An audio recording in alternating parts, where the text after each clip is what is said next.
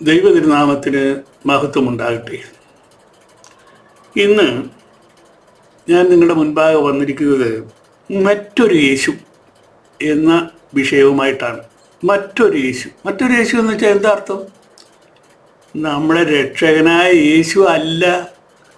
നിങ്ങളിപ്പോൾ ഓടിക്കൊണ്ടിരിക്കുന്നത് മറ്റൊരു യേശുവിൻ്റെ പുറകെയാണ്. അതാണ് നമ്മുടെ സബ്ജക്റ്റ് മാറ്റർ. പിന്നെ നിങ്ങളുടെ മനസ്സിൽ തോന്നും, ഈ മനുഷ്യൻ ഇടയ്ക്കിടയ്ക്ക് വന്നിങ്ങനെ ദൈവകാര്യങ്ങൾ പറയുന്നു, എന്താണ് ഇയാൾക്ക് ഇതുകൊണ്ടുള്ള ലാഭം? ഉണ്ട്, എനിക്ക് ലാഭമേ ഉള്ളൂ. ദൈവത്തിൻ്റെ കൃപ എനിക്ക് ഒരുപാട് ലഭിച്ചിട്ടുണ്ട്. അത് കാരണം ദൈവത്തിൻ്റെ സ്വഭാവമാണ് തമ്മിൽ സ്നേഹിക്കുക എന്നുള്ളത്. ദൈവത്തിൻ്റെ പഠിപ്പീരാണ് തമ്മിൽ സ്നേഹിക്കുക എന്നുള്ളത്. അതിൻ്റെ വെളിച്ചത്തിൽ ഞാൻ നിങ്ങളെ സ്നേഹിക്കുന്നു. ആ സ്നേഹത്തിൽ നിന്നും എനിക്ക് നിങ്ങളെക്കുറിച്ചൊരു ഭയം ഉള്ളിൽ തട്ടിയിട്ടാണ് ഞാൻ ഈ വരുന്നത്, വേറെ ഒന്നിനുമല്ല. പിന്നെ നിങ്ങൾക്ക് എന്നോട് സ്നേഹമുണ്ടെങ്കിൽ വെരി ഗുഡ്, ഇല്ലെങ്കിലും കുഴപ്പമില്ല. പക്ഷെ വരുന്നതിൻ്റെ കാരണം ഐ ലവ് യു. അതിൻ്റെയും കാരണം എന്താണെന്ന് ചോദിച്ചിരുന്നാൽ, മരണാനന്തരം നിങ്ങളുടെ ജീവിതം എന്തുവാണെന്നാണ് നിങ്ങൾ വിചാരിക്കുന്നത്? ഒന്ന് ചിന്തിച്ച് നോക്കണം. യേശുവിൻ്റെ അടുക്കൽ രണ്ട് സുവിശേഷകന്മാർ വന്നു, ജഡ്ജ്മെൻറ്റാണ്. അപ്പോൾ കൈ കാണിച്ചു, രണ്ടിനെയും അഗ്നിനരകത്തിലേക്ക് തട്ടിയരെന്ന് കൈ കാണിച്ചു എന്ന് ഞാനങ്ങ് ഊഹിക്കുക. അപ്പോൾ അവർ പറഞ്ഞു, അയ്യോ ഇതെന്തുവാ, ഞങ്ങൾ നിന്റെ നാമത്തിൽ രോഗികളെ സൗഖ്യമാക്കിയില്ലേ, ഞങ്ങൾ നിന്റെ നാമത്തിൽ ഭൂതങ്ങളെ പുറത്താക്കിയില്ലേ, ഞങ്ങളോട് എന്താണ്? അപ്പം യേശു പറഞ്ഞു, ഞാൻ നിങ്ങളെ ഒരു നാളും അറിഞ്ഞിട്ടില്ല. ഇത് ദൈവത്തിന് മറവി ഉണ്ടായിട്ടാണോ? അല്ല, ഇതാണ് സ്റ്റാൻഡേർഡ്. ഞാനിതൊക്കെ ചെയ്തു എന്നും പറഞ്ഞുകൊണ്ട് വരികയും നരകത്തിലേക്ക് പോവുകയേ ഉള്ളൂ. അതല്ലെങ്കിൽ നിങ്ങളൊരു കാര്യം ചെയ്യണം. എന്ത് വേണമെന്നറിയാമോ? നമുക്ക് മരണവും മരണാനന്തരം ഒരു ജഡ്ജ്മെൻറ്റും, അത് കഴിഞ്ഞിട്ട് സന്തോഷകരമായ ഒരു ജീവിതം യേശുവിനോട് കൂടെ, അത് നിത്യകാലത്തേക്കുള്ള ഒരു ജീവിതമാണ്. അതിനുവേണ്ടി എന്തെങ്കിലും ഒന്ന് ചെയ്യണ്ടായോ? അതാണ് ഞാൻ നിങ്ങളോട് ഇപ്പം പറയാൻ പോകുന്നത് സബ്ജക്റ്റിന് മുമ്പ്. അതായത്, നിങ്ങൾ പ്രാർത്ഥിക്കാനിരിക്കുമ്പോൾ നിങ്ങളുടെ ഹൃദയം അങ്ങ് തുറന്ന് കർത്താവിനെ കാണിയിട്ട്, കർത്താവേ ഇതാണ് എൻ്റേത്, ഇതേ ഉള്ളൂ. അപ്പോൾ ഒന്ന് ഓഡിറ്റ് ചെയ്യും. ഓഡിറ്റ് ചെയ്തിട്ട് പറയുന്നത്, മോനെ ഈ ഭാഗത്ത് തെറ്റിയല്ലോ, അത് കറക്റ്റ് ചെയ്യണം കേട്ടോ. ഓ കറക്റ്റ് ചെയ്യാവേ. ഇന്നമാതിരി നിൻ്റെ മനസ്സിൽ ചിന്തകളുണ്ടല്ലോ, അതൊന്നും ദൈവരാജ്യത്തിന് ചേർന്ന് അല്ലാതെ കളഞ്ഞേക്കാവേ. ഇങ്ങനെ റിപ്പീറ്റഡായിട്ട് ദൈവസന്നിധിയിൽ നിങ്ങൾ പ്രാർത്ഥിക്കുമ്പോൾ നിങ്ങളൊരു ദൈവത്തിൻ്റെ കുഞ്ഞാടാകുന്നു. നിങ്ങളുടെ രക്ഷ യേശു തമ്പുരാൻ ഉറപ്പിച്ചിരിക്കുന്നു. ഇത് തിരിച്ചറിയണമെങ്കിൽ നിങ്ങൾ ചെയ്യുന്ന തെറ്റുകൾ എന്താണെന്ന് അറിയണ്ടായോ? ഇപ്പോൾ കർത്താവ് പറഞ്ഞത് ആരും കേൾക്കത്തില്ല, അതിപ്പോൾ നമുക്ക് എന്ത് ചെയ്യാൻ സാധിക്കും? പക്ഷേ നിങ്ങൾ ചെയ്യുന്ന തെറ്റുകളെ ഞാൻ ചൂണ്ടിക്കാട്ടാം, ചിലതൊക്കെ ചൂണ്ടിക്കാട്ടാം. നിങ്ങൾക്ക് മനസ്സുണ്ടെങ്കിൽ അത് ഉപേക്ഷിച്ചിട്ട് ദൈവത്തിൻ്റെ വേദപുസ്തകം എന്താ പറയുന്നത് അതനുസരിച്ച് ജീവിക്കാമെങ്കിൽ നിങ്ങളുടെ ജീവിതം സന്തോഷകരമായിരിക്കും. കർത്താവിനോടുകൂടിയുള്ള ജീവിതവും ഈ ലോകത്തിലെ ജീവിതവും രണ്ടും സന്തോഷകരമായിരിക്കും. ഉറപ്പ് തരുന്നത് ഞാൻ ആരാണ്? സുവിശേഷ ഘോഷണത്തിൽ നടക്കുന്ന ഏറ്റവും ചെറിയൊരു മനുഷ്യൻ. പക്ഷേ പരിശുദ്ധാത്മാവുമായി നിരന്തരമായി എനിക്ക് വ്യാപാരമുണ്ട്. അതിൻ്റെ വെളിച്ചത്തിലാണ് ഞാൻ നിങ്ങളുടെ മുൻപാകെ വരുന്നത്. അല്ലാതെ നിങ്ങളുടെ ഒന്നും എനിക്ക് വേണ്ട. നിങ്ങൾക്ക് വല്ലതും വേണ്ടെങ്കിൽ എന്നെ സമീപിച്ചാൽ എൻ്റെ കയ്യിലുള്ളതാണെങ്കിൽ നമുക്ക് ഷെയർ ചെയ്യാം. ഇത്രയേ ഉള്ളൂ. പൗലോസ് അപ്പോസ്തലൻ ആണയിട്ട് പറഞ്ഞിട്ടും ശ്രദ്ധിക്കാതെ വേറൊരു യേശുവിൻ്റെ വാക്ക് കേട്ട് നടക്കുന്ന ഒരു വലിയ കൂട്ടം പിശാചിൻ്റെ സന്ധിതികൾ നമ്മുടെ ഇടയിൽ ഉണ്ടെന്ന് പറഞ്ഞാൽ നിങ്ങൾ എന്നെ ദ്വേഷിക്കും. ആയിക്കൊള്ളട്ടെ, ഞാൻ പറഞ്ഞതിൽ പോപ്പും പെടും, കാതോലിക്കായും പെടും. ഇവരെ നിങ്ങൾക്ക് തലവന്മാരാക്കി വെച്ചിരിക്കുന്നത് പിശാചാണ്, ദൈവം അല്ല. ദൈവം ആയിരുന്നുവെങ്കിൽ ഇവരിൽ ഈ കാണുന്ന pope and catholicos would have been your servant. ഇത് ഇപ്പോൾ അവർ എംപററാന്ന് പറഞ്ഞ് നടക്കുകയാണ്.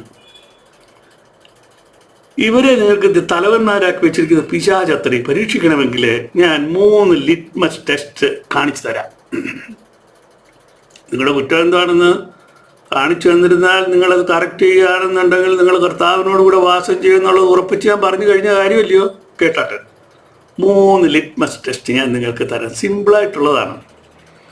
യേശു പറഞ്ഞു, ഞാൻ ഈ പാറമേൽ എൻ്റെ സഭയെ പണിയും, പാതാള ഗോപുരങ്ങൾ അതിനെ ജയിക്കുകയില്ല എന്ന് കൽപ്പിച്ചിട്ട് പോയതിന് ശേഷം ആരെങ്കിലും എൻ്റെ സഭ എന്ന് കർത്താവ് കൽപ്പിച്ചത് പണിയാൻ മെനക്കെട്ടോ? നിങ്ങളെല്ലാം പണിത് ഓരോ കോശവന്മാരുടെ പേരിലല്ലയോ? മത്തായി 16:18 ഞാൻ ഈ വായിച്ചത്. കർത്താവിൻ്റെ കൽപ്പന പ്രകാരം വിശുദ്ധ വിവാഹം പോലും സ്വീകരിക്കാതെ എഴുന്നള്ളത്തെ സ്വീകരിക്കുന്ന നീ ആര്? പാപം ചെയ്യുന്ന പാതാള ഗോപുരങ്ങളെ ജയിപ്പിക്കുന്ന ഒരു പിശാചിന്റെ ചട്ടുകം, അത് മാത്രമാണ് നിങ്ങൾ. ഞാൻ ഈ പറഞ്ഞത് ശരിയാണോ തെറ്റാണോ എന്ന് നിങ്ങൾ ലിറ്റ്മസ് ടെസ്റ്റ് ചെയ്ത് നോക്കുക. 2, ആകയാൽ നിങ്ങൾ പുറപ്പെട്ട് പിതാവിൻ്റെയും പുത്രൻ്റെയും പരിശുദ്ധാത്മാവിൻ്റെയും നാമത്തിൽ സ്നാനം കഴിപ്പിച്ചും ഞാൻ നിങ്ങളോട് കൽപ്പിച്ചതൊക്കെയും പ്രമാണിപ്പാൻ തക്കവണ്ണം ഉപദേശിച്ചും കൊണ്ട് സകല ജാതികളെയും ശിഷ്യരാക്കിക്കൊള്ളുവീൻ. ഞാനോ ലോകാവസാനത്തോളം എല്ലാ നാളും നിങ്ങളുടെ കൂടെ ഉണ്ട് എന്ന് അരുളി ചെയ്തു. ദൈവത്തിന് സ്തോത്രം. മത്തായി 28:19-20 ഞാൻ ഈ വായിച്ചത്. ഒറ്റാലിൽ കിടക്കുന്ന സാധുവിനെയും അവൻ്റെ അധ്വാന ഫലവും തിന്നുവാൻ നീ ആര്? ഉന്നത പദവിയിൽ ഇരുന്നിട്ട് എത്ര പേരെ യേശുവിൻ്റെ ശിഷ്യൻ ആക്കി? നിങ്ങളൊരു കർത്താവിൻ്റെ ശിഷ്യനാകുന്നുവോ? ഒരിക്കൽ ഈ ചോദ്യം ഞാൻ കാതോലിക്കായോട് ചോദിച്ചപ്പോൾ ആ ഉത്തരം പറയാതെ വായ പൊളിച്ച് ചിരിക്കാൻ ശ്രമിച്ചു. ഞാൻ പറഞ്ഞാൽ സിനഡ് കേൾക്കുകയില്ല എന്ന് പറഞ്ഞു. സിനഡുകൾ കേൾക്കുകയില്ലെങ്കിൽ 10 മീറ്റർ നീളമുള്ള സിൽക്ക് കുപ്പായ ഊരി വെച്ചിട്ട് വേദപുസ്തകമായി നിലത്ത് ഇറങ്ങിയിരുന്നുവെങ്കിൽ കുഞ്ഞാടിൻ്റെ ജീവപുസ്തകത്തിൽ അങ്ങയുടെ പേർ നിശ്ചയമായും കണ്ടേനെ. ഇപ്പോഴോ പാതാള ഗോപുരങ്ങൾ ജയിപ്പിക്കുവാൻ തുനിഞ്ഞ് ഇറങ്ങിയിരിക്കുന്ന പിശാചിൻ്റെ ചട്ടുകം. 3, ഈ തൊഴുത്തിൽ ഉൾപ്പെടാത്ത വേറെ ആടുകൾ എനിക്കുണ്ട്, അവയും ഞാൻ നടത്തേണ്ടതാകുന്നു. അവ എൻ്റെ ശബ്ദം കേൾക്കും. ഒരാട്ടിൻ കൂട്ടവും ഒരിടയനും ആകും. യോഹന്നാൻ 1:10-16 ഏഴയുടെ വിയർപ്പിൻ്റെ ഫലം കൊണ്ട് വിമാനത്തിൽ കയറി സഞ്ചരിക്കുവാൻ എവിടെയെങ്കിലും ഒരു ആട്ടിൻകൂട്ടമോ ഒരു ഇടയനോ എന്ന് പറഞ്ഞോ? ഇല്ലല്ലോ. അതിന് ആദ്യമേ വായിൽ നിന്ന് പിശാചിനെ തുപ്പിക്കളയണം. അതിന് നട്ടെല്ല് വേണം. പാതാള ഗോപുരങ്ങൾ ജയിക്കുവാൻ നടക്കുന്ന പിശാചിൻ്റെ ചട്ടുകമേ, നട്ടെല്ല് വേണം. നട്ടെല്ലുള്ളവരെയാണ് കർത്താവിനിഷ്ടം. കർത്താവ് ചുമ്മാതെ ഞാൻ പള്ളിയിൽ പോയി, ഞാൻ ദേവാലയത്തിൽ പോയി, ഞാൻ അവർക്ക് പഴയ ഉടുപ്പ് കൊടുത്തു, ഇതൊന്നും അവിടെ പോകത്തില്ല. 2 പേര് ആത്മാർത്ഥമായിട്ട് പറഞ്ഞു, ഞങ്ങൾ രോഗികളെ സൗഖ്യമാക്കി, ഓക്കെ, വെരി ഗുഡ്. ഞങ്ങൾ ഭൂതങ്ങളെ പുറത്താക്കി, വെരി വെരി ഗുഡ്. പക്ഷേ അങ്ങോട്ട് കടക്കാൻ നീ ഫിറ്റല്ല, ഞാൻ നിന്നെ അറിയുന്നില്ല എന്നാണ് കർത്താവ് പറഞ്ഞത്. അങ്ങനെയാണെങ്കിൽ നമ്മുടെ പൊസിഷൻ എന്തായിരിക്കും? ഈ പിശാചിൻ്റെ സന്തതികളെ, അവർ പിശാചിൻ്റെ സന്തതികളാണോ ഇല്ലെന്ന് ടെസ്റ്റ് ചെയ്യാൻ ഞാൻ 3 കാര്യം നിങ്ങളോട് പറഞ്ഞു. അത് 3 ഓർത്തിരിക്കണമേ. എൻ്റെ ലിറ്റ്മസ് ടെസ്റ്റിന് ഒരു പുരോഹിതനും ഒരു പാസ്റ്റർ പോലും നിലനിൽക്കുകയില്ല. നമുക്ക് മറ്റൊരു യേശു എന്ന വിഷയത്തിലേക്ക് കടക്കാം. അതാണല്ലോ ഇന്നത്തെ നമ്മുടെ സബ്ജക്റ്റ് മാറ്റർ.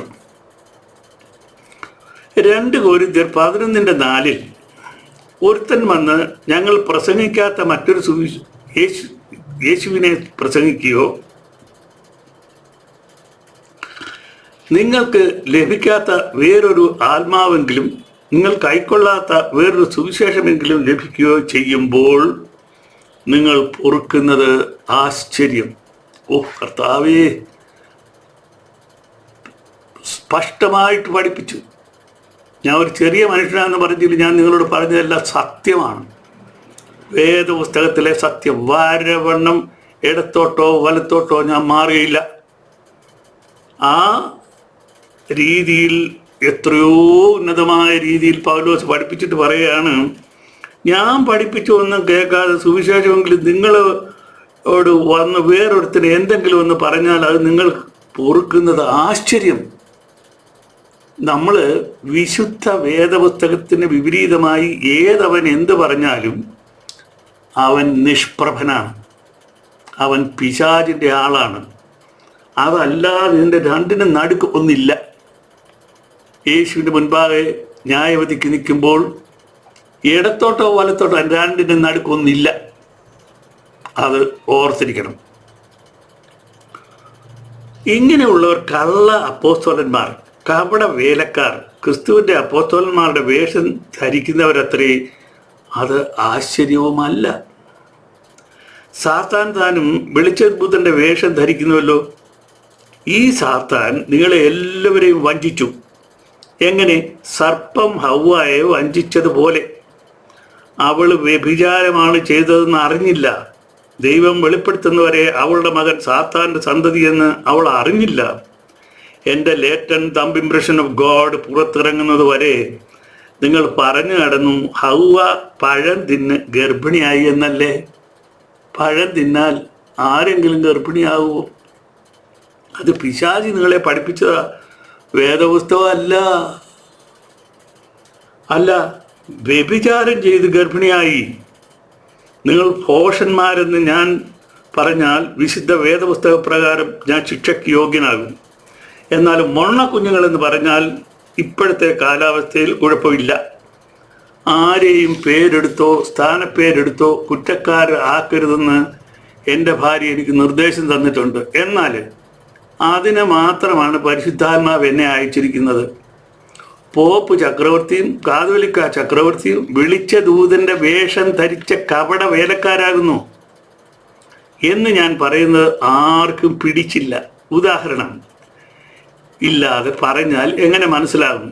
2 ഉദാഹരണം ഞാൻ എടുക്കാം. നിർഭാഗ്യവശാൽ 2 പേരും പെന്തക്കോസ്ത് വിഭാഗത്തിൽ നിന്നും ഉരുവായവർ അത്രേ. ഒന്ന് ഡോക്ടർ രവി സഖറിയ. ഞാൻ വളരെ ഇഷ്ടപ്പെടുന്ന ഒരു സുവിശേഷകൻ, സുന്ദരൻ, സുമുഖൻ, പണ്ഡിതൻ, അസാമാന്യ വേദപാണ്ഡിത്യം, അനിതര സാധാരണമായ വാക്ചാതുര്യം, അനവധി കോടികൾ ഡോളർ കരസ്ഥമാക്കി. സാധാരണക്കാരൻ്റെ പിച്ചച്ചട്ടിയിൽ നിന്ന് കൈയിട്ട് വാരിയല്ലാതെ, സാത്താൻ്റെ സഹായം ഇല്ലാതെ $1 പോലും നേടുവാൻ അയാൾക്ക് കഴിഞ്ഞില്ല. പക്ഷേ ഇസബേൽ അയാളെ വീഴ്ത്തി. നല്ലൊരു കുടുംബമുള്ളപ്പോൾ 200 സ്ത്രീകളെ പ്രാപിച്ചു. അതിൽ ഒരുത്തിക്ക് കൊടുത്തത് $1 ബില്യൺ വരെ. പരിശുദ്ധാത്മാവിനെ കളിപ്പിക്കാൻ കഴിയുമോ? ഒരു നാളുമില്ല. ലൈംഗികതയിൽ പരാക്രമം കാണിക്കുന്നത് നട്ടെല്ലാകുന്നു, മറ്റുള്ള അവയവങ്ങളല്ല. അവനെ പിടിച്ചത് നട്ടെല്ലിൽ ക്യാൻസർ. ഇത് ജൈവശിക്ഷയാകുന്നു എന്ന് കാണിക്കുന്ന വചനം ശ്രദ്ധിക്കുക. ആത്മാവ് കർത്താവായ യേശുവിൻ്റെ നാളിൽ രക്ഷിക്കപ്പെടേണ്ടതിന് ജഡസംഹാരത്തിനായി സാത്താൻ ഏൽപ്പിക്കണം എന്ന് വിധിച്ചിരിക്കുന്നു. 1 Corinthians 5:5. സാത്താനെ ഏൽപ്പിച്ചു കൊടുത്തു. കാട്ടിലെ കിടന്നവൻ പൊളഞ്ഞു. നട്ടെല്ലിൻ്റെ വേദന എന്ന് പറഞ്ഞിരുന്ന സാധാരണ വേദനയൊന്നും അല്ല. അതും അവനെ എപ്പോഴും ഓർപ്പിപ്പിക്കാൻ അവൻ്റെ പാപം ഡോമക്ലീസിൻ്റെ സോഡ് പോലെ അവൻ്റെ കഴുത്തിന് നേർക്ക് ഇരിക്കുന്നു. മറക്കരുത്.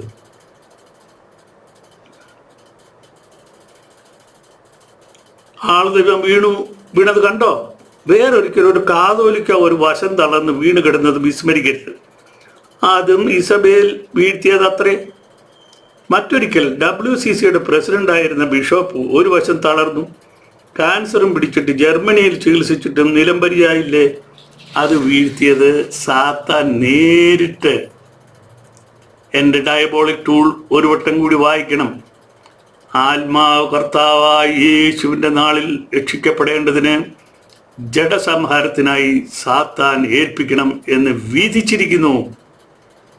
ഇതൊരു വിധിയാ. അവിടുത്തെ കാര്യമല്ലേ പറഞ്ഞ്, ഇവിടുത്തെ കാര്യമാണ് പറഞ്ഞത്. രണ്ടാമത്തെ ഉദാഹരണമായി നമ്മുടെ KP യോഹന്നാനെ എടുക്കാം. നല്ല ഒന്നാന്തരം റേഡിയോ പ്രാസംഗികനായിരുന്നു.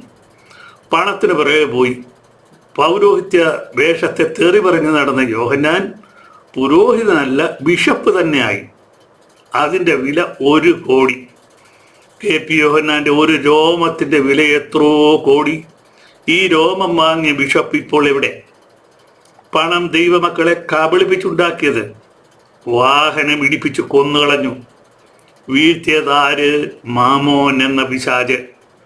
ആത്മാവ് കർത്താവായ യേശുവിൻ്റെ നാളിൽ രക്ഷിക്കപ്പെടേണ്ടതിന് ജഡസംഹാരത്തിനായി സാത്താൻ ഏൽപ്പിക്കണം എന്ന് വിധിച്ചിരിക്കുന്നു. 1 കോരി 5:5. മറ്റൊരാൾ ദൈവം വീണത് കണ്ടോ? കാരണമാകുന്നു ഇന്നത്തെ എൻ്റെ വിഷയം. മറ്റൊരു യേശു. വേദപുസ്തകം തെക്കോട്ടെന്ന് പറഞ്ഞാൽ വടക്കോട്ടെന്നാണ് വ്യാഖ്യാനം നീണ്ടുപോയത്. നിങ്ങൾ പിണങ്ങുമല്ലോ, അതുകൊണ്ട് ചില ഉദാഹരണം മാത്രം ഇന്ന് പറയാം. ബാക്കി ദൈവം അനുവദിക്കുന്നെങ്കിൽ വേറൊരു പ്രാവശ്യമാകട്ടെ. 1. ഭാഷാപരമോ അത് നിന്നുപോകും. സ്നേഹം ഒരു നാളും മുതിർന്നു പോകയില്ല. പ്രവചനപരമോ അത് നീങ്ങിപ്പോകും. ഭാഷാപരമോ അത് നിന്നുപോകും. ജ്ഞാനമോ അത് നീങ്ങിപ്പോകും. 1 കോരി 13:8. വേദപുസ്തകമാണ് ഇപ്പോൾ വായിച്ചത്.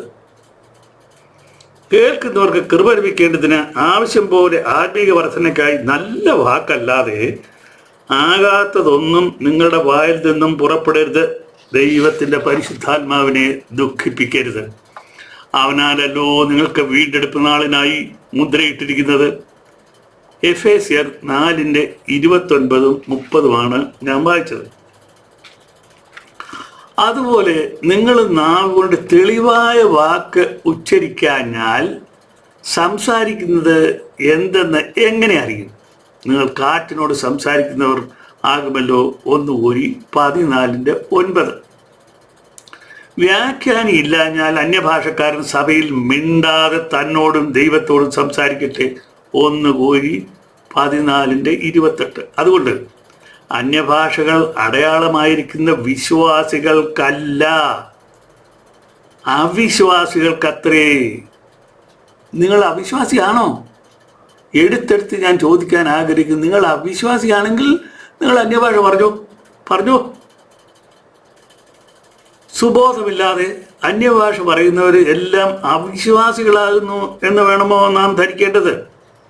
സാധു സ്ത്രീയുടെ മിന്നുമാല വാങ്ങിയ പിശാചേ, നിന്നോടാകുന്നു ചോദിക്കുന്നത്, നീ വിശ്വാസിയോ അതോ അവിശ്വാസിയോ? ദൈവം കലക്കത്തിൻ്റെ ദൈവമല്ല, സമാധാനത്തിൻ്റെ ദൈവം അത്രേ. 1 കോരി 14:33. നിങ്ങൾ വിശ്വസിക്കുന്നത് നമ്മുടെ രക്ഷകനായ യേശുവിനെ അല്ല, പിന്നെയോ വേറൊരു യേശു അത്രേ. വേദപുസ്തകത്തിൽ നിന്നും വിഭിന്നമായ രീതിയിൽ നിങ്ങളെ ചിന്തിക്കുന്നതിനും പ്രവർത്തിക്കാനും പ്രേരിപ്പിക്കുന്നത് പിശാചാണ്. ഈ പിശാചിനെയാണ് പൗലോസ് അപ്പോസ്തലൻ മറ്റൊരു ക്രിസ്തു, മറ്റൊരു യേശു എന്നിവിടെ പറഞ്ഞിരിക്കുന്നത്. പ്രിയമുള്ളവരെ, കള്ളപ്രവാചന്മാർ പലരും ലോകത്തിലേക്ക് പുറപ്പെട്ടിരിക്കയാൽ ഏതു ആത്മാവിനെയും വിശ്വസിക്കാതെ ആത്മാക്കൾ ദൈവത്തിൽ നിന്നുള്ളവയോ എന്ന് ശോധന ചെയ്യുവീൻ. 1 യോഹന്നാൻ 4:1. ഈ യോഹന്നാൻ അപ്പോസ്തലൻ നമ്മളോട് യോഹന്നാൻ്റെ ലേഖനങ്ങൾ 1, 2, 3, ആ 1, 2 മക്കളോടെന്ന് പറയുന്ന പോലെ അപ്പച്ചനാണ് ആ സംസാരിക്കുന്നത്. അദ്ദേഹം വിളിക്കുന്നത് തന്നെ എങ്ങനെയാ? മക്കളെ, പ്രിയമക്കളെ, പ്രിയമുള്ളവരെ. ഇപ്പോൾ അന്യഭാഷ സഭയിൽ പറയുന്നത് മറ്റൊരു യേശുവിൻ്റെ സഹായത്താലാകുന്നു. അത് തികച്ചും പൈശാചികം. ഒരു വശത്ത് പാസ്റ്റർ മൂക്കുമുട്ട തിന്നിട്ട് വയറിളക്കം പോലെ അന്യഭാഷ പറയുന്നു. മറുവശത്ത് പ്രീസ്റ്റ് വയറിളക്കം പോലെ സുറിയാനി പറയുന്നു. രണ്ടും പൈശാചികം. നിങ്ങൾക്ക് ഇഷ്ടപ്പെടത്തില്ലെന്ന് എനിക്കറിയാം. കാരണം നിങ്ങൾ ഇത് തന്നെയാണല്ലോ കേട്ടോണ്ടിരുന്നത്, ഇത് തന്നെയാണല്ലോ ഭക്ഷിച്ചുകൊണ്ടിരുന്നത്, ഇത് തന്നെയാണല്ലോ കുടിച്ചുകൊണ്ടിരുന്നത്. അതുകൊണ്ട് നിങ്ങൾ ഉപയോഗിക്കുന്നതാണ് നല്ലത്. ഞാനീ പറയുന്നത് ഫോറിനാണ്, അത് കൊള്ളത്തില്ല, കള. പക്ഷെ വേദപുസ്തകത്തിൽ ഇങ്ങനെയാണ് പറയുന്നത്. നല്ലപോലെ തണുപ്പുള്ള രാവിലെ കുളിച്ച് വയസ്സെന്ന അപ്പച്ചനും അമ്മച്ചിയും ദേവാലയത്തിൽ വരുന്നു. സൂര്യാനി അറിയാത്ത അവരോട് ശുഭഹോല അങ്ങനൊരു വാക്കില്ല, പോലബ അങ്ങനൊരു വാക്കില്ല, റുവല അങ്ങനൊരു വാക്കില്ല എന്ന് പറഞ്ഞാൽ അവർ കറങ്ങിപ്പോവുകയുള്ളൂ. കാരണം ഇങ്ങനെ 3 വാക്കുകൾ സുറിയാനിയിലില്ല. ഇത് തെറിയാണോ എന്ന് പോലും ആർക്കും അറിഞ്ഞുകൂടാ. ശുഭഹോയും ശുഭഹോലായും രണ്ടും രണ്ടാ, ലാബ്രോയും പോലബായും രണ്ടും രണ്ടാ, ലാബ്രോയും റൂവലയും രണ്ടും രണ്ടാകുന്നു. ഇതെല്ലാം പൈശാചികം. ദയവ് ചെയ്ത് പരിശുദ്ധാത്മാവിനോട് ഒരു പ്രാവശ്യം ചോദിക്കുക, വ്യക്തമായ ഉത്തരം തരും. പിന്നെയും ഇത് അവരോട് തെറ്റാണ്, ഇങ്ങനെ ചെയ്യരുതെന്ന് പറഞ്ഞിട്ടും, ഇത് വഞ്ചനയാണെന്ന് പറഞ്ഞിട്ടും അവരെന്തുകൊണ്ട് ഇത് തുടരുന്നു എന്ന് ചോദിച്ചാൽ, കുറച്ച് മാനവും കുറച്ച് മഹത്വവും ഞങ്ങൾ ഏതാണ്ടാന്നുള്ള ഒരു ധാരണയും നിങ്ങളിൽ ഉണ്ടാകട്ടെ. എവിടുന്ന്? ദൈവമക്കൾ ഇതെല്ലാം പുച്ഛിച്ച് തള്ളും. ദൈവമക്കൾക്ക് വേണ്ട എന്താണെന്നറിയാവോ? സത്യം. ഞാൻ വഴിയും സത്യവും ജീവനുമാകുന്നു. അതിനകത്ത് ഏതെങ്കിലും ഒരു തരത്തിൽ നിങ്ങൾ മായം കലർത്തിയാൽ നിങ്ങൾ മാത്രമല്ല, നിങ്ങളുടെ സന്തതി പോലും വെളുക്കും. ഒരു ഒരു ശാപവാക്കും ഞാൻ പറയത്തില്ല. എന്നോട് പറഞ്ഞിട്ടുണ്ട് മിണ്ടിപ്പോരുതെന്ന്. ശാപവാക്കുകൾ പറയാൻ പോവുകയാണെന്നുണ്ടെങ്കിൽ നാക്ക് തളരും. അങ്ങനെ കർത്താവ് പറഞ്ഞിരിക്കുന്നത്. അതുകൊണ്ട് ഒരു ശാപവാക്ക് ഞാൻ ഉപയോഗിക്കുന്നില്ല. എങ്കിലും എൻ്റെ വേദന കൊണ്ട് ഞാൻ പറയുകയാണ്, നിങ്ങളുടെ ജീവനെ നിങ്ങൾ സകല ലോകവും നേടി, പക്ഷെ ആത്മാവിനെ കെടുത്തിക്കളഞ്ഞിട്ട് എന്താണ് പ്രയോജനം? ഇവിടാണ് അതിൻ്റെ പ്രസക്തി.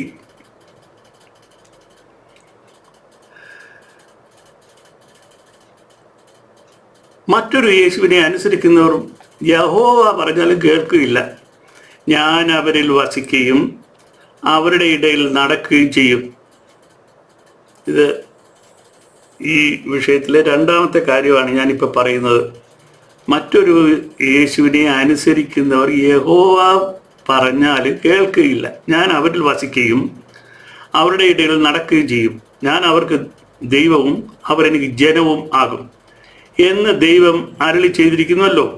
അതുകൊണ്ട് അവരുടെ നടുവിൽ നിന്ന് പുറപ്പെട്ട് വേർപെട്ടിരിപ്പീൻ എന്ന് കർത്താവ് അരുളി ചെയ്യുന്നു.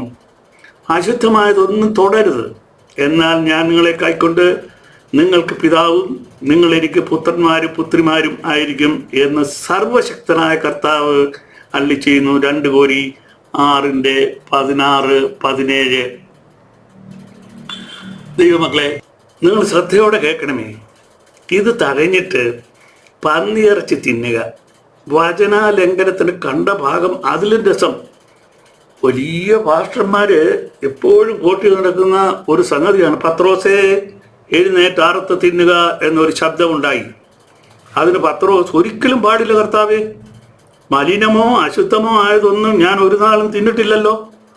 ആ ശബ്ദം 2ാം പ്രാവശ്യവും അവനോട്, ദൈവം ശുദ്ധീകരിച്ചത് നീ മലിനമെന്ന് വിചാരിക്കരുത് എന്ന് പറഞ്ഞു. ഇങ്ങനെ 3 പ്രാവശ്യം ഉണ്ടായി. ഉടനെ പാത്രം തിരികെ ആകാശത്തിലേക്ക് വലിച്ചെടുത്തു. ഈ കണ്ട ദർശനം എന്തായിരിക്കുമെന്ന് പത്രോസ് ഉള്ളിൽ ചഞ്ചലിച്ചുകൊണ്ടിരിക്കുമ്പോൾ കൊർന്നല്യോസ് അയച്ച പുരുഷന്മാർ ശിമോന്റെ വീട് ചോദിച്ചുകൊണ്ട് പടിവാതിക്കൽ നിന്നു. പത്രോസ് എന്ന് മറുപേരുള്ള ശിമയോൻ ഇവിടെ പാർക്കുന്നുണ്ടോ എന്ന് വിളിച്ചു ചോദിച്ചു. പത്രോസ് ദർശനത്തെക്കുറിച്ച് ചിന്തിച്ചുകൊണ്ടിരിക്കുമ്പോൾ ആത്മാവ് അവനോട്, 3 പുരുഷന്മാർ നിന്നെ അന്വേഷിക്കുന്നു. നീ എഴുന്നേറ്റ് ഇറങ്ങിച്ചെല്ലുക. ഞാൻ അവരെ അയച്ചത് കൊണ്ട് ഒന്നും സംശയിക്കാതെ അവരോട് കൂടെ പോവുക എന്ന് പറഞ്ഞു. അപ്പോസ്തലരുടെ പ്രവൃത്തി 10:13 മുതൽ 20 വരെയാണ് ഞാൻ ഈ വായിച്ചത്. ഇത് സത്യത്തിൽ നടക്കുന്ന കാര്യമാണ്. ദൈവം ഇടപെടുന്നത് ഇങ്ങനെ വളരെ ക്ലോസ് ഫ്രണ്ട് പറയുന്ന മാതിരിയാണ് ദൈവം തമ്പുരാൻ ഇടപെടുന്നത്. അല്ലാതെ ദഹിപ്പിക്കുന്ന അഗ്നി എന്ന് പറഞ്ഞ രീതിയിൽ നിങ്ങളോട് ഇടപെടത്തില്ല. കാരണം പിന്നെ നിങ്ങൾ കാണത്തില്ലല്ലോ. സ്നേഹവാനായ ദൈവമാണ് ദൈവശബ്ദം നിങ്ങളെ കേൾപ്പിക്കുന്നത്. ഒന്നും സംശയിക്കാതെ അവരോട് കൂടെ പോകാൻ എന്ന് പറഞ്ഞു. പാസ്റ്റർ വ്യാഖ്യാനിച്ച് 3 പുരുഷന്മാരുടെ കയ്യിൽ പന്നി വറുത്തത്, പന്നി കറി വെച്ചത്, പന്നി പുഴുങ്ങിയത് ഇവ എല്ലാം ഉണ്ടായിരുന്നു. അങ്ങനാണോ എഴുതിയേക്കുന്നത്? കൂടാതെ ദൈവം ശുദ്ധീകരിച്ചത് നീ മലിനമെന്ന് വിചാരിക്കരുത് എന്ന് പറഞ്ഞു. അത് ശരിയാ. ദൈവം ശുദ്ധീകരിച്ചത് എന്തുവാ? പന്നിയല്ല സഹോദരന്മാരെ. എന്നാൽ കൊർന്നല്യോസിന്റെ വീട്ടിൽ ചെന്നപ്പോൾ യഹൂദനും പുറജാതിക്കും ഒരുപോലെ പരിശുദ്ധാത്മാവ് ലഭിച്ചു. പുറജാതിയെ ദൈവം ശുദ്ധീകരിച്ചത് കണ്ടില്ലേ? അതിനെ നീ മാലിന്യം എന്ന് എണ്ണരുത് എന്നാണ് പരിശുദ്ധാത്മാവ് അരുളി ചെയ്തത്. അതിന് പകരം പന്നിയോടുള്ള ആർത്തിക്ക് പന്നിയെ തിന്നാൻ പാസ്റ്റർ ന്യായീകരിച്ചു. വിളമ്പ്, പന്നി വിളമ്പ്. മാത്രമല്ല പുറജാതികൾ യേശുവിനെ സ്വീകരിക്കുവാൻ പരിച്ഛേദന ഏൽക്കണമെന്ന് ശഠിച്ച ആളാകുന്നു നമ്മുടെ പത്രോസ്. അവരെ ഞാൻ വിശുദ്ധീകരിച്ചു, ഇനി അതിൻ്റെ ആവശ്യമില്ല എന്നാകുന്നു തുപ്പട്ടി ഇറക്കി ദൈവം തന്നെ നമ്മളെ പഠിപ്പിച്ചത്. മറ്റൊരു യേശു പറഞ്ഞത് കേട്ട് വചനം നിഷേധിക്കുക, പന്നിയിറച്ചി തിന്നുക, അന്യഭാഷ പരിശുദ്ധാത്മാവിൽ നിന്ന് വരികയില്ല. നേരെ മറിച്ച് ആ സ്ഥലത്ത് മറ്റൊരു യേശു ഇരുന്ന് പുഴുത്ത തെറിയായിരിക്കും പറയുന്നത്. ആരും അറിയുന്നില്ലല്ലോ. എല്ലാവരോടും സമാധാനം ആചരിച്ച് ശുദ്ധീകരണം പ്രാപിപ്പാൻ ഉത്സാഹിപ്പീൻ. ശുദ്ധീകരണം കൂടാതെ ആരും കർത്താവിനെ കാണുകയില്ല. ജാഗ്രതയായിരിപ്പീൻ. ആരും ദൈവകൃപപ്പെട്ട് പിന്മാറുവാനും വല്ല കയ്പുള്ള വേരും മുളച്ചു പൊങ്ങി കലക്കമുണ്ടാക്കി അനേകർ അതിൽ മലിനപ്പെടുവാനും ഇടയാകുമല്ലോ. എബ്രായർ 12:14-15 ഇതാണ് ദൈവത്തിന്റെ വചനം പറയുന്നത്. ഉടനെ പറയുന്നത് എന്തോന്നറിയോ? ഇയോടാ, ഇത് പഴയ നിയമത്തിലല്ലയോ ഞാൻ വായിച്ചത്? പഴയ നിയമമാണോ? അല്ലല്ലോ, ഞാൻ വായിച്ചത് ലേഖനമല്ലയോ. വിശുദ്ധി ഇല്ലാതെ ആരും ദൈവത്തെ കാണുകയില്ല. നാം വിശുദ്ധിയെ തികയ്ക്കണം. ഹല്ലേലൂയ, ദൈവത്തിന് സ്തോത്രം. അതുകൊണ്ട് നിങ്ങൾ കിഴക്ക്, മൂന്നാമത്തെ പോയിന്റാണ് ഇത് കേട്ടോ. ഈ മറ്റൊരു യേശു പഠിപ്പിച്ചതാ. 2 നിങ്ങൾ കണ്ടു. മൂന്നാമത്തെ പോയിന്റ്, അതുകൊണ്ട് നിങ്ങൾ കിഴക്ക് യഹോവയെയും സമുദ്ര തീരങ്ങളിൽ ഇസ്രായേലിന്റെ ദൈവമായ യഹോവയുടെ സാമത്തെയും മഹത്വപ്പെടുത്തുകയും. യെശയ്യാ 24:15. ഈ ഉപദേശം പാസ്റ്റർ വായിച്ചപ്പോൾ കിഴക്കോട്ട് പുറംതിരിഞ്ഞ് നിന്നാലും മതി പ്രാർത്ഥിക്കാൻ എന്നും മുഖം ഏത് ദിക്കിലേക്കായാലും സാരമില്ല എന്നും വന്നത് മറ്റൊരു യേശുവിൻ്റെ വാക്ക് കേട്ടിട്ടല്ലേ? പാസ്റ്റർ പറഞ്ഞപ്പം നിങ്ങളും തെക്കോട്ട് തിരിഞ്ഞു നിന്നില്ലേ? അങ്ങനത്തെ ആൾക്കാരോട് കർത്താവ് പറയുന്നു, ഞാൻ നിങ്ങളെ ഒരു നാളും അറിഞ്ഞിട്ടില്ല. വിശുദ്ധ വേദപുസ്തകത്തിലെ കിഴക്കിൻ്റെ പ്രാധാന്യം ഏതൻ മുതൽ കാൽവറി വരെ വരച്ചു കാട്ടിയിരിക്കുന്നുവല്ലോ. എല്ലാ ദേവാലയങ്ങളിലും കിഴക്ക് പടിഞ്ഞാറ് വെച്ചിരിക്കുന്നു. തമാശയാണോ? യഹോവയുടെ തേജസ് കിഴക്കോട്ട് ദർശനമുള്ള ഗോപുരത്തിൽ കൂടി ആലയത്തിലേക്ക് പ്രവേശിച്ചു. യഹസ്കേൽ 43:4 കിഴക്കോട്ട് ഉള്ള വാതിലിൽ കൂടെ യഹോവയുടെ തേജസ് പ്രകാശിച്ചു. തെക്കോട്ട് നോക്കി നിന്നാൽ അത് കാണാൻ ഒക്കുവോ? യേശു തമ്പുരാൻ ഒരു വാക്ക് പറഞ്ഞു, മിന്നൽ കിഴക്കുന്ന പുറപ്പെട്ട് പടിഞ്ഞാറോളം വിളങ്ങും പോലെ മനുഷ്യപുത്രന്റെ വരവുമാകും. പാസ്റ്റർ വ്യാഖ്യാനിച്ച് ഏതിലെ വേണേലും ആരാ. മറ്റൊരു യേശുവിനെ തിരിച്ചറിയണമെങ്കിൽ വിശുദ്ധി വേണം. 3ാം ക്ലാസ്സിൽ അങ്ങ് തോറ്റു. വലുതായപ്പോൾ മോഷണം തൊഴിലാക്കി. ജയിൽവാസം വന്നു ചേർന്നു. വെയിൽ കിടന്നപ്പോൾ വെളിപാടിൻ്റെ അയ്യരുകളി. ബൈബിൾ കോളേജിൽ ചേർന്നു. ജയിലിൽ നിന്ന് വന്നു ബൈബിൾ കോളേജിൽ ചേർന്നു. 3ാം ക്ലാസ്സുകാരനാണ്. അമേരിക്കയിൽ പോയി ഡോക്ടറേറ്റ് എടുത്തു. ബൈബിൾ വ്യാഖ്യാനം ചേരുമ്പടിയല്ലയോ ചേർക്കേണ്ടത്? ഇത് വല്ലതും തമ്മിൽ ചേരുന്നതാണോ? അല്ല. ഒരു വെള്ള ഉടുപ്പിട്ടാൽ ഉടനെ തന്നെ പാസ്റ്ററായി. ഏത് വീട്ടിൽ എപ്പോൾ വേണമെങ്കിലും കയറി ചെല്ലാം ദൈവത്തിൻ്റെ ആള് എന്ന്. ദൈവത്തിൻ്റെ ആളല്ലാതെ പിശാചിൻ്റെ ആളാണ്. ഈ ആൾക്കാരുടെ ഒരു പ്രിൻസിപ്പിളുണ്ട്. ഒരു കവി പാടിയിരിക്കുന്നു, യേശുവിലാണൻ വിശ്വാസം, കീശയിലാണൻ ആശ്വാസം. അതാണ് 4ാമത്തെ പോയിന്റ്. വേറൊരു യേശുവിൻ്റെ ദാസനായ പോപ്പ് കൽപ്പിച്ചു.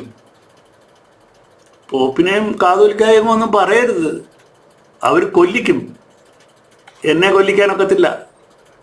ഈ വിശുദ്ധ വചനം സംസാരിക്കുവാൻ എന്നെ പറഞ്ഞയച്ചവൻ എനിക്ക് പ്രൊട്ടക്ഷൻ തന്നിട്ടുണ്ട്. ലോകത്തിലെ പ്രൊട്ടക്ഷൻ അല്ല, അത് ഞാൻ വിശ്വസിക്കുന്നുമില്ല. കർത്താവിൻ്റെ ദാസന്മാർ ആത്മാർത്ഥമായി ദൈവവചനം സംസാരിക്കുമ്പോൾ അവർക്ക് ചുറ്റിലും ദൂതസഞ്ചയമുണ്ട്.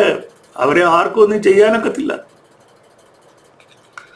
വേറെ യേശുവിൻ്റെ ദാസനായ പോപ്പ് കൽപ്പിച്ചു, പുരുഷനും തമ്മിലോ സ്ത്രീയും തമ്മിലോ വിവാഹം കഴിച്ചാൽ ബിഷപ്പിന് അവരെ ആശീർവാദിക്കാം. ആഹാ, എന്തോ ഒരു കരുണ! വേദപുസ്തകത്തിന് വിപരീതമായി കബളിപ്പിക്കുവാൻ വന്ന ഈ ചക്രവർത്തി ആരാകുന്നു? ഉത്തരം നിങ്ങൾ പറയത്തില്ല, ഞാൻ പറയും, പിശാച്. മ്ലേച്ഛത. സ്ത്രീയോടെന്ന പോലെ പുരുഷനോട് കൂടി ശയിക്കരുത്, അത് മ്ലേച്ഛത. ലേവ്യ പുസ്തകം 18:22. ഇനി അത് പഴയ നിയമമാണെന്ന് വെച്ചു, ഇതാ പിടിച്ചോ. നമ്മുടെ പുതിയ നിയമം, ദുർനടപ്പ് വിട്ട് ഓടുവിൻ. മനുഷ്യൻ ചെയ്യുന്ന ഏത് പാപവും ശരീരത്തിന് പുറത്താകുന്നു.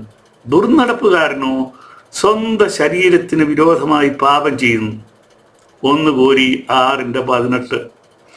ദുർനടപ്പുകാർ, പുരുഷമൈഥുനക്കാർ, നരമോഷ്ടാക്കൾ, ഭോഷ്ക് പറയുന്നവർ, കള്ളസത്യം ചെയ്യുന്നവർ എന്നിവക്കാർക്ക് പഥ്യോപദേശത്തിന് വിപരീതമായി മറ്റും ഏതിനും അത്രേ വെച്ചിരിക്കുന്നത് എന്ന് ഗ്രഹിച്ചുകൊണ്ട് അതിനെ ന്യായോചിതമായി ഉപയോഗിച്ചാൽ ന്യായപ്രമാണം നല്ലത് തന്നെയെന്ന് നാം അറിയുന്നു. ഇത് ഞാൻ ഇപ്പം പഴയ നിയമമല്ല വായിച്ചത്, 1 തിമോത്തി 1:10.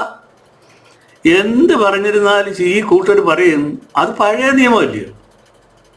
എവിടെ? പഴയ നിയമം തന്നെ പുതിയ നിയമം, പുതിയ നിയമം തന്നെ പഴയ നിയമം.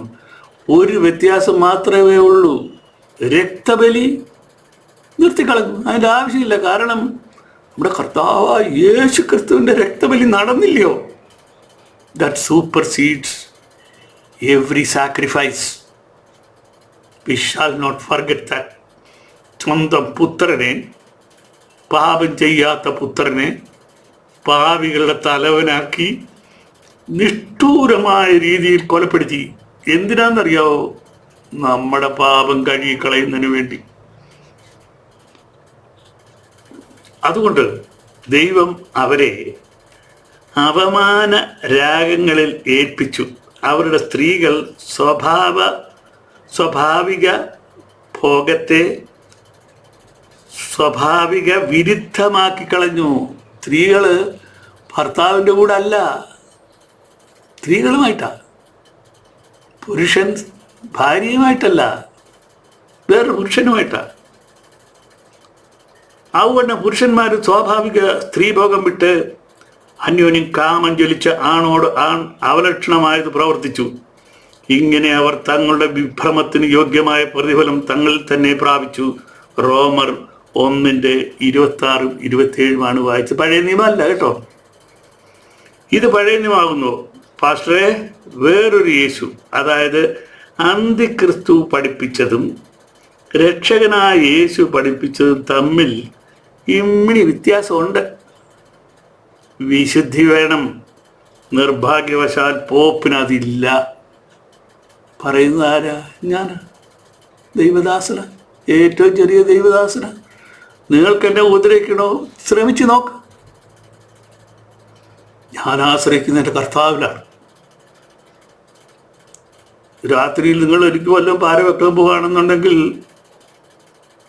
അവൻ ഉറങ്ങുന്നുമില്ല, ഉറക്കം തൂങ്ങുന്നുമില്ല. ഈ പാവപ്പെട്ട എന്നെ കാത്തുകൊണ്ടിരിക്കുക എൻ്റെ കർത്താവ്. 5-ാമത്തെ പോയിന്റ്, ശിഷ്യന്മാർ ഒരു ദിവസം യേശുവിനോട് യാചിച്ചു, ഞങ്ങളെ പ്രാർത്ഥിക്കുവാൻ പഠിപ്പിക്കണമേ എന്ന്. അവർ യഹൂദരായിരുന്നു. ദിവസവും 7 പ്രാവശ്യം മുടങ്ങാതെ പ്രാർത്ഥിക്കുന്നവരായിരുന്നു.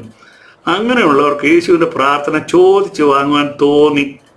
ഇവിടെ ഭോഷനായ പാസ്റ്റർ യേശുവിൻ്റെ പ്രാർത്ഥന നിരാകരിക്കുന്നു. വളരെ സന്തോഷത്തോടു കൂടിയാകുന്നു യേശു അവരെ കർത്തൃപ്രാർത്ഥന അഭ്യസിപ്പിച്ചത്. ഏതെങ്കിലും ഒരു പെന്തക്കോസ്തുകാരൻ അത് ചൊല്ലി കേട്ടുവോ? അവൻ അത് വെട്ടിക്കളഞ്ഞു. പോപ്പ് 2-ാമത്തെ കൽപ്പന വെട്ടിക്കളഞ്ഞു. പാസ്റ്റർ വായിൽ വരുന്നത് കോതയ്ക്ക് പാട്ടായി പ്രാർത്ഥിച്ചു. കൂട്ടത്തിൽ ഞങ്ങൾക്ക് ആവശ്യമുള്ള ആഹാരം തരണമേ. ഇവന്മാർക്ക് വേണ്ടത് ഈ ആഹാരമാണ്. ആഹാരം ആഹാരം ആഹാരം ആഹാരം തരണമേ.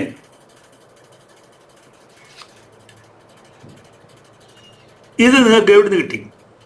Give us this day our daily bread എന്ന് പറഞ്ഞാൽ ഞാൻ ജീവന്റെ അപ്പമാകുന്നു എന്ന് പറഞ്ഞ യേശുവേ, യേശുവാകുന്ന അപ്പം ഇന്നത്തേക്ക് തരണമേ എന്നാകുന്നു പ്രാർത്ഥന. എന്തിന്? ഇന്നത്തെ എൻ്റെ ജീവന് നിലനിർത്തുന്നതിന് എനിക്ക് ഈ അപ്പം വേണം. ഈ അപ്പം തിന്നുന്നവന് വിശക്കുകയില്ല. അതിന് പകരം ചോറിയും പന്നിയിറച്ചിയും എന്ന് പറഞ്ഞാൽ എങ്ങനെ ശരിയാകും? അങ്ങനെ പഠിപ്പിച്ചത് വേറൊരു യേശുവാകുന്നു. വിശുദ്ധി വേണം, ദൈവത്തെ കാണുവാൻ താഴ്മ വേണം, യേശുവിനെ അനുസരിക്കുവാൻ. 6-ാമത്തെ പോയിന്റ്, മറ്റൊരു യേശു പഠിപ്പിച്ചു, ഒരിക്കൽ രക്ഷ പ്രാപിച്ചാൽ പിന്നെ അനുതാപത്തിൻ്റെ ആവശ്യമില്ല. യേശുവിൻ്റെ രക്തം നമ്മുടെ പാപങ്ങളെ കഴുകിക്കൊണ്ടേയിരിക്കും. സാത്താൻ നിന്റെ രക്ഷ നിലനിർത്തരുതെന്ന് നിർബന്ധമുള്ളത് കൊണ്ട് അവൻ പറഞ്ഞതാണ് ഇത്. യേശു വെളിപ്പാടിൽ ലവോദിക്യ സഭയോട് പറയുന്നത് ശ്രദ്ധിക്കുക, എനിക്ക് പ്രിയമുള്ളവരെയൊക്കെ ഞാൻ ശാസിക്കുകയും ശിക്ഷിക്കുകയും ചെയ്യുന്നു. ആകയാൽ നീ ജാഗ്രതയുള്ളവനായിരിക്കുക, മാനസാന്തരപ്പെടുക. വെളിപാട് 3:19 ഞാൻ വായിക്കുക. രക്ഷിക്കപ്പെടുക എന്ന് പറഞ്ഞാൽ റമ്മിൽ മുക്കുന്നതും തമ്മിൽ അല്പ വ്യത്യാസമുണ്ട്. രക്ഷ എന്നതൊരു തുടർമാനമാകുന്നു. എപ്പോഴും ജാഗ്രത ഉള്ളവനായിരിക്കണം, എപ്പോഴും മാനസാന്തരപ്പെടണം.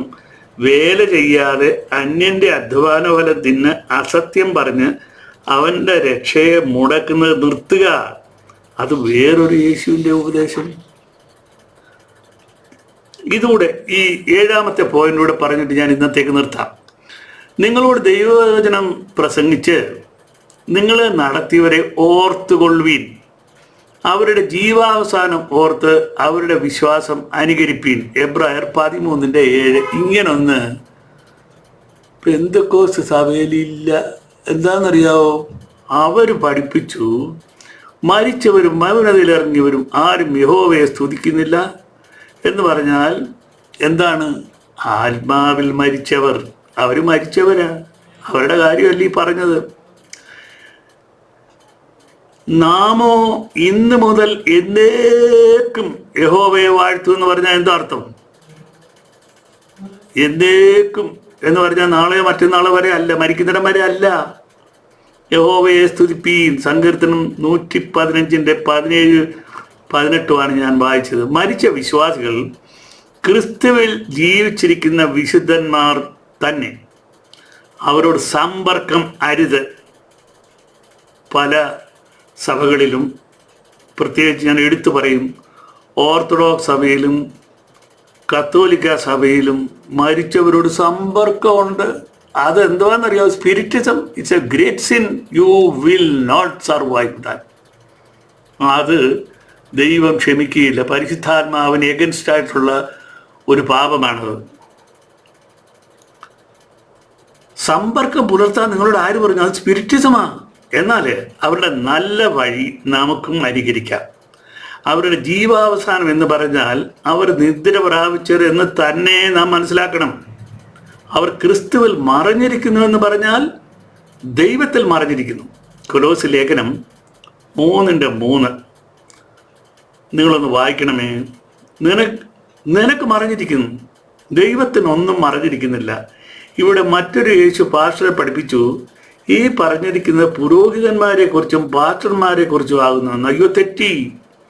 സക്കറിയ പുരോഹിതന് ശേഷം നിങ്ങൾ ഒരു പുരോഹിതനെ വിശുദ്ധ വേദപുസ്തകത്തിൽ കണ്ടുവോ? ഇല്ല. സ്നാപക യോഹന്നാനോ അതിനുശേഷം യേശുവോ കാളയെ ബലി കഴിക്കാനായിട്ട് ഓടിക്കുന്നത് നിങ്ങൾ കണ്ടുവോ? ഇല്ല. കാരണം രക്തബലി വരാനിരിക്കുന്നു. അതിനു മുമ്പേ ഇതങ്ങ് നിർത്തിയതാണ്. പൗരോഹിത്യം യോഹന്നാന് മുൻപേ തീർന്നു. പിന്നെ കണ്ട പുരോഹിതന്മാരെല്ലാം പിശാച് പറഞ്ഞിട്ട് അനുകരിച്ചവരത്രേ. ഇവർ ലേവ്യ പൗരോഹിത്യത്തെ അനുകരിച്ച് പിശാച് പറഞ്ഞിട്ട് ഏറ്റ പട്ടവ. ഇതെവിടെ കൊണ്ടുപോകാൻ?